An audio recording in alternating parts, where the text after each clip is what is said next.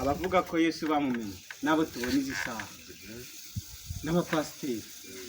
ubuhamya ko bamuzi simbyemera neza gusa hari abantu bajya mu gakiza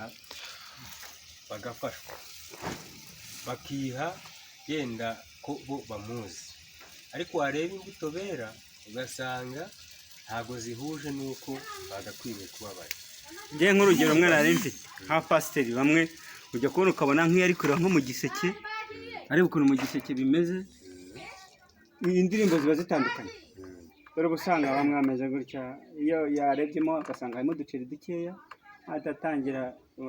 ngo birakwiye Mana ukwiye kurambura ukuboko kwawe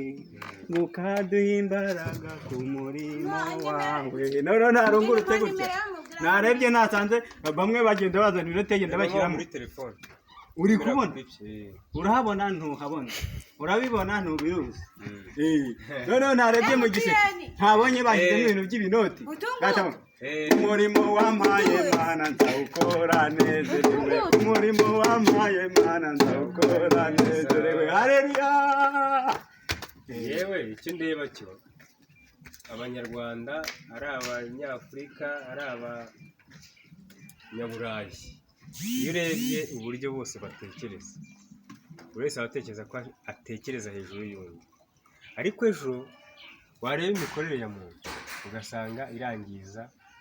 umuntu mugenzi we bivuze ngo abantu ntidukundana ahubwo ni inyamaswa nizo zikundana.